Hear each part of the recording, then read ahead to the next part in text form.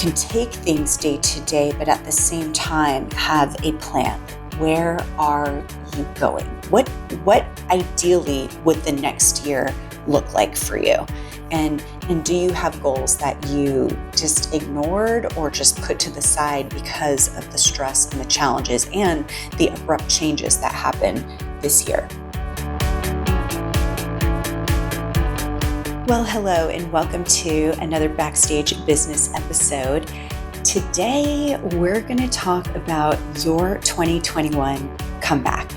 I know that most of us are counting the days until this year is over, but for some of us, opportunities have presented themselves. And while the year was challenging, there are a lot of entrepreneurs who took on those challenges and actually turned them into something really, really great. Maybe that was you. If it wasn't, that's totally okay. If it was, that's awesome. And maybe you're somewhere in the middle, and that's totally cool too. But what I wanted to talk about today was what we can all do as business owners and entrepreneurs to set ourselves up for extraordinary success in 2021, whether things went your way or not, or you are somewhere in between. So I'm just going to dive right into it. And by the way, I would say that a lot of these are great takeaways for any year in business, but especially this year coming up. So the first thing is marinate in it. So the reason I'm going through all of these with you, by the way, is because these are the things that we have done, and it's actually been really awesome. Yes, we've had challenges just like everyone else has, but we really decided to rise to it and see what we can do to bring our team closer together and have really amazing shifts within our business. And we've seen that, and it's been awesome. And so I put together the things that we did, things that I learned from other people, and I put them all together for you in, I want to say there's probably about 4 or 5 actionable things that you can do. So yes, back to that first one, marinate in it. Marinate in it. That sounds horrible. I know a lot of people say, no, why do I want to do that? I want to let it go. I don't want to marinate in all the crap that happened. I totally agree with that philosophy in terms of letting it go. But I do think that first, you need to have a period of time where you just sit with what went wrong. Evaluate mistakes that maybe you made. Maybe just take the time to get upset, feel the anger, feel the sadness over the things that happened that were out of your control. And take some time to not push it away, but actually reflect upon those things. But not just the things that you didn't like. What about the wins that you had? Marinate in those things too. What are the things that you're really proud of that maybe surprised you and were awesome? What are the things that you accomplished and turned around? Maybe you met some goals that no matter what happened, you still met those goals and you're super proud. Think of those things. And then after all of that marinating and really sitting with the good, the bad, the ugly, then just set it aside. Let it be free and make the time to then let go of what has already let go of you. Does that make sense? That's pretty good, right? Okay, the reason I'm saying that is because I heard it on one of my Peloton classes. Make the time to let go of what has already let go of you. I love that. Okay, so here's how I do this whole marinating exercise. I write a lot. It's the therapy for me. A lot of people say that there's so much power in actually handwriting it all out on paper with a pen, and that's good too. I've done that, but I got to be honest. I'm so keyed in, pardon the pun, but I am keyed into my keyboard. Like it just flows because I'm always typing so much that it's just I have a better flow when I type. So for me, journaling comes in the form of typing. yes, it's 2020. And so handwriting is awesome. However, my hands get all cramped up and I'm like, okay, that's enough. The amount I can go way faster when I type and it just flows so much better. So do whatever's right for you. But it's so funny because I actually learned the proper way to type, with your hands in a certain position and which fingers hit which letters. But my fingers still want to do their own thing. And I don't really follow the proper way to type at all. But I still type really, really fast. I can tell you that. And I can do it without looking at the keyboard. And I've just taught myself that. Okay, back to the point. My marinating is not just thinking time, but it's writing it out. And maybe that's not even for you. Maybe it's talking it out. Maybe it's a little voice recorder just to do that whole stream of consciousness thing. But when you give it that attention that it's begging you for, then you're able to then let it go. Okay, the second thing is plan. As a business owner, you probably already do this, at least I hope you do. You plan first what you want your year to look at, like what are your goals, what are the numbers you're going to hit, how are you going to do this? But this is really important at this time too. So plan. I think a lot of people got so stifled that they're just like, okay, well, I don't even know what's going to happen day to day. So we're just taking it day to day. And that's okay to take it day to day in terms of an emotional way to look at things, instead of getting all riled up and anxiety ridden.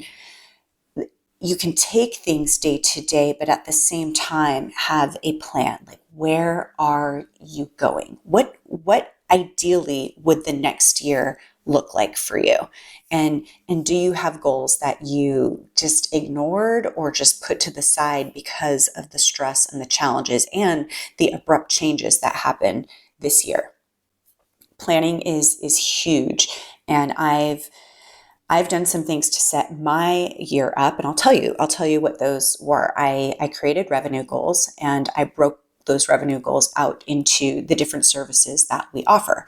And then I assigned a number that was challenging to achieve, but still very doable, and that I could reach for each of those services at what I could reach by the end of the year. And then what I did is I broke those down into each quarter. So each of those services were laid out. Here's the numbers I want to hit by the end of the year for each of those. And then I broke it down for each quarter. Here's where we would be. I then attached incentives to each of those for various members on the team so that they would be inspired to make it happen as well. So if you look at your team and you see who's responsible for helping to make these things happen, is it your sales? Well, it's not just sales. There's other people in your team that help make those new services or the new growth reach those goals that you want. So I attached incentives for those various members.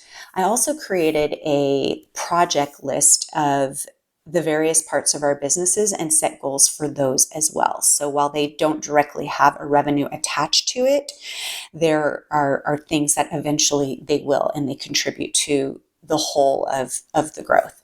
And I also listed out all of the ideas that were brewing in my head and the things that I wanted to implement. And then here's what I did, which was huge.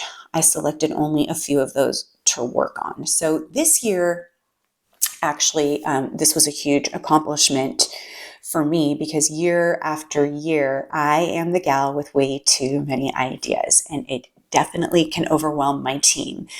I can come to them and it's like, I see something, I'm like, oh my gosh, we should do this. Okay, let's do it. And they kind of will get like, oh yeah, that's cool. And then they'll have these like wide eyes and they just kind of look at me like, yeah, did you forget about all the other stuff that we're doing? So this year was huge in terms of taking a bunch off the plate and really just focusing on things that would really move the needle and not overwhelm my team. So I finally did that after so many years. I've really narrowed it down. And the really good thing about this is that by doing that, you create more focus time on just a few ideas or projects rather than a whole bunch. And I've just by doing that, you already increase the likelihood of success. And I've seen that happen just in one quarter. So I do plan the year ahead with goals so that I know what I'm aiming for. And it doesn't mean that all has to go according to plan, but it at least gives my team and I a direction to aim for rather than, hey, let's just have an awesome year and knock it out of the park. Nope. Vague doesn't work. Direction does. And again, even if all of those things don't happen, you've actually gotten so much farther ahead. And they all want to know, your team wants to know, hey, what bus are we getting on and where is it going? And if we take some stops and detours along the way, that is totally fine. At least we know where the direction we're going. And I believe in that whole adage that having no plan is a plan to fail, and a goal without a plan is just a wish. I've been talking with you a lot about the importance of having a great elevator pitch. And as you've probably heard on Amy Porterfield's podcast, an elevator pitch is super important because it's a single statement that clarifies the unique value you bring to your customers, and it almost compels prospects to do business with you on the spot. You already know that you can have the team at the Draw Shop create your pitch for you, but maybe you'd prefer I give you all the tools you need to create your own. Well, that's exactly what I did. So here's what I have for you. I put together a special package, a veritable DIY elevator pitch toolkit that combines everything you need to not only create your own awesome elevator pitch, but even the super cool graphics you can use to help you tell the story, just like we do at the Draw Shop. And the really good news, because you're doing it yourself with the tools we supply, it'll cost you about 90% less than having us do it for you. Head over to thedrawshop.com/toolkit. And this is important. Make sure you scroll down to the bottom of the page and check out the 4 free bonuses you're getting, including that collection I just mentioned of a one-of-a-kind graphics designed by our artists that you can use in your very own elevator pitch. I really think this could be the perfect solution if you understand the value and importance of having an elevator pitch, but prefer to be a little bit more hands-on with it. And don't forget, scroll down to see the free bonuses at thedrawshop.com/toolkit. I hope this helps. Okay, back to the episode. The third thing is for your extraordinary 2021 is bringing back that revenue, the return of revenue. So for a ton of businesses, revenue has dropped significantly. Now, some businesses have thrived and even saw huge increases based on what type of business you're in. Some businesses just kind of stayed the same. Again, depending on what industry you're in, what type of business you have, how you responded to all that happened, things just changed. And what may have been predictable once before, maybe you've had a business that was predictable and you could forecast what was going to happen each quarter. For so many, that just suddenly shifted like overnight. And then things started to come back again when things reopened, but then they shut down again and then everything shifted again. So what are the things that you can do to set yourself up for revenue success and even more growth in 2021? So here are my thoughts on that and what we started to do in 2020. And I'm super excited about it. And I like to just share things that work. And these are things that work and actually got me super pumped up. So for one, we got laser focused on our current opportunities. So we connected more with our current clients and asked them, what do you need right now? Because right there's opportunity. Where are you guys struggling? Where can we help you with some of those struggles? What do we have in our wheelhouse as a business of our normal operations where we could actually help you guys during this time? So first it was looking to our existing clients and really zeroing in on their needs. And that alone was huge because so many people were freaking out saying we're not getting enough new business, and people were looking for new business, which is great. But if you already have trust with your existing clients, letting them know that they are cared for and that you want to help them is huge. So for us, what was really interesting in this year is that we saw a dramatic increase in repeat business. I mean, it was almost double from the year before, which is pretty huge and awesome. So, looking at that and seeing what opportunities do you have that already exist within your business. The next big thing that we did was look at demand for a new type of customer. So sometimes we get so focused on who is your ideal client, who's your ideal customer, and which is great, but sometimes you have ideal customers. There might be several types of customers because of the different things that you offer in your business. And I, for one, have been wanting to do so many new things. And the pandemic, the shutdown, everything that happened this year catapulted us into making it happen. It was like, you know what? No more excuses. We're doing this. If we're not going to do it now, when's a better time? And so that was what we did early on this year. We just jumped right into it all. So for us, it used to be that we offered, pretty much our main offering was high-end video service. And someone was either in a position to invest in that or they weren't there yet. But we had that ideal customer that we were targeting, which I think is a good thing, to really focus in on that. But then as you grow, what we learned is that more of the value that we offered, especially based on the case studies from our clients, lied in that secret sauce of helping people get clear on their message and what their value was for their customers. And sometimes that piece of value that we offered didn't have to come in the form of a video. And that's when we started creating products and services that were for anyone in any business just trying to clarify their message in any of the places that they were communicating, which could be their advertising, their emails, the way they sell to their clients, the way their team communicated with each other. And so we focused in on what those people needed, but weren't working with us. So there's all these people that it's like, well, you're not working with us. You see the value in this, but you're not working with us. So what can we do to help you? Because there is a demand and we've got something that can help you. So what can we create that will help you? And, we once were very limited, not limited, I guess, self-inflicted limited. We limited ourselves to just video production.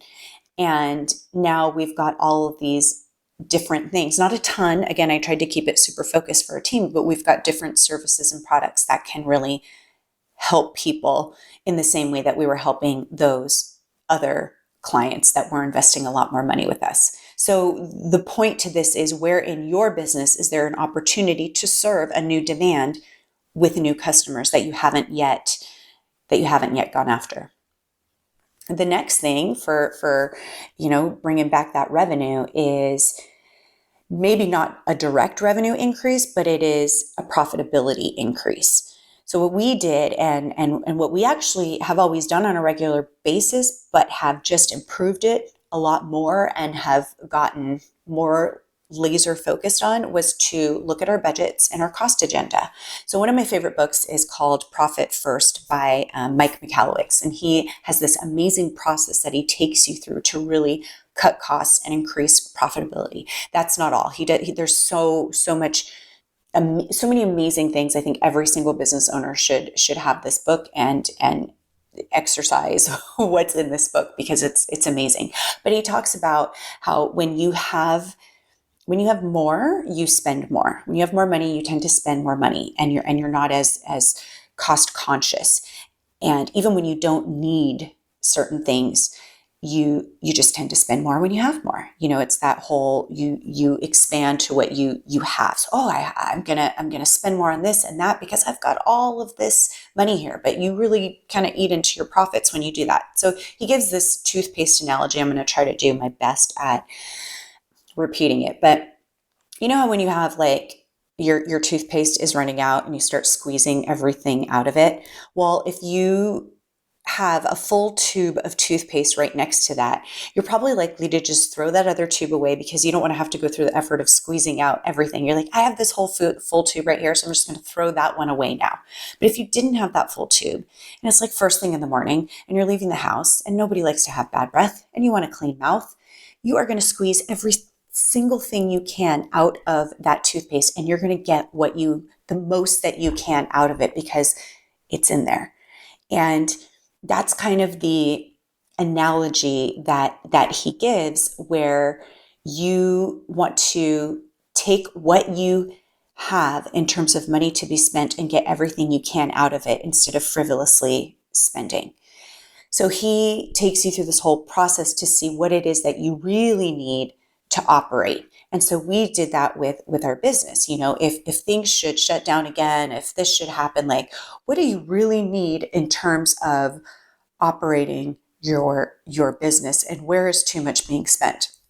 So long story short, we all do this because we've done this as a business. There are times that we just say yes to something because the money is there. So why not? Let's try it. But we've now learned to really evaluate if that spend is necessary. And I do believe in testing new things, but it's a different mindset of, okay, well, where is that money to test this new thing going to come from? So if we want to test something new in terms of marketing or advertising, where are we going to pull that from? Which budget are we going to pull that from? Or which marketing activity are we doing now that we're going to pull that from so that we can test this? And how much is that going to be? How much does it need to be in order to determine whether it's actually really working? And how long do we need to test it before we have that accurate reading on whether or not it's working? We outsource a lot in our business. So we've got a core team. We're just under 15 that are full-time employees, but then we also have a lot of people that we outsource to that are regular part of our team, but they're not on the full team hires, I should say. And there are times that we have outsourced to people, and then we find, wait a minute, we've got 2 people doing what somebody already on our team who's making a full-time salary can do. So it's looking at those types of things and keeping a close eye and measuring everything from cost of service to cost of your products to cost of advertising and marketing dollars to your overhead, and really keeping a regular pulse on all of that so that you can get strategically thinking on how to be more profitable. And speaking of getting clear on that, this leads me into the next thing that we implemented and continue to do is getting clear on roles. I can say that the most confusing times in our business, which leads to frustration, is when people are unclear in their roles. And this type of confusion will definitely lead to loss of money. So and of course, profitability. So part of what I was talking about earlier is getting clear on the direction of each team member's role and knowing what they are responsible for, how you can measure whether they are effective or not, and what lane each person should be in. So I actually want to do a full episode on this because there's a lot more to this, and there's some really great processes and tools that you can do. And I will tell you, it is amazing when you have clarity, and even when your team knows who to ask for what and who is responsible for what. So if you're launching something new, or you have a new promo going out, or you've got a new project that you're all working on, knowing who is in charge of what is incredible. That clarity is so incredible. And really quick note, we just implemented Miro, M-I-R-O, this year, it's this mind map type of tool where we have our org chart mapped out, and you can easily add roles, and you can see where people are at and what responsibilities they are in charge of. Like what are the things that they do daily, and if we are implementing something new, who is the person that should take that on? And everyone on the team can access that instead of having all these emails. Well, who should do this? Who should do that? It's like you can see right here, well, this person is in charge of, emails. This person is in charge of all of the copywriting for promos. This person is in charge of copywriting for clients, things like that. It's just super, super clear. And finally, I've talked about this before and I've referred to it several times, but gosh, getting clear on everything. Everything has the theme on getting clear on where your money's being spent, getting clear on your vision, getting clear on roles. But this final one wraps that all together, but it's really about getting clear on your vision. And I've mentioned this, I know, in several episodes, but it's just because it's so valuable and it's been so valuable to our team. And that is having a vivid vision and doing the vivid vision exercise, getting the book. It's by Cameron Harold. He's been a guest on our show, and it's just an incredible tool to giving yourself clarity and then your team having that direction of where you intend to go. And, in Vivid Vision, it's a 3-year look into the future, but we'll do this every year. So you can take the exact exercise and do it a year just to look at the next year. And I really strongly suggest that going into 2021, setting some time aside. And I do this personally as well. I'm doing this personally. My husband and I are taking a weekend next weekend, and we are taking a full 2 days to go over our vision for the next year. And I'm going to do this for my business as well. And it's, looking at what will be wins for you.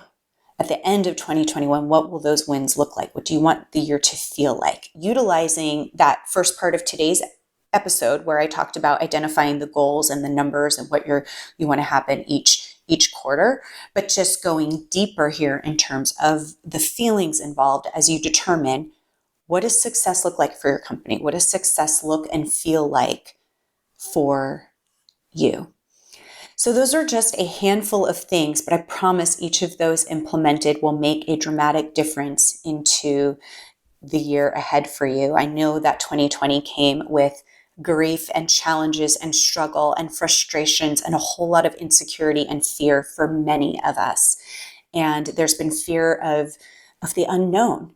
But at the same time, there have also been so many blessings for many of us that have come out of this year. And I really invite you to look at those blessings.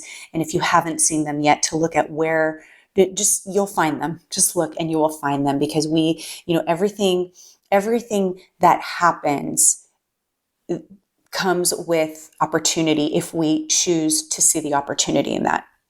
Focus in on those opportunities, focus in on those blessings, and get yourself into feeling gratitude for all of the things that have turned out well for you, and that can and will be amazing for you in 2021, because I know that you have everything you need to make it happen. Thank you guys so much for joining me today. I hope that this was helpful, and I'm wishing you all of the success as you close out 2020 and get ramped up for 2021. Hey guys, I just want to say thank you so much for listening to this podcast. If you haven't already done so, would you do me a favor and go subscribe and review this podcast? My goal is to continue to deliver you content that will really move the revenue needle in your business and give you up-to-date content on anything else that can dramatically help your business. You can also find us at thedrawshop.com/podcast, where you can comment on the podcast or contact us directly with any issues you'd like me to address. Thanks again. I really, really appreciate you listening, and I'll see you next time.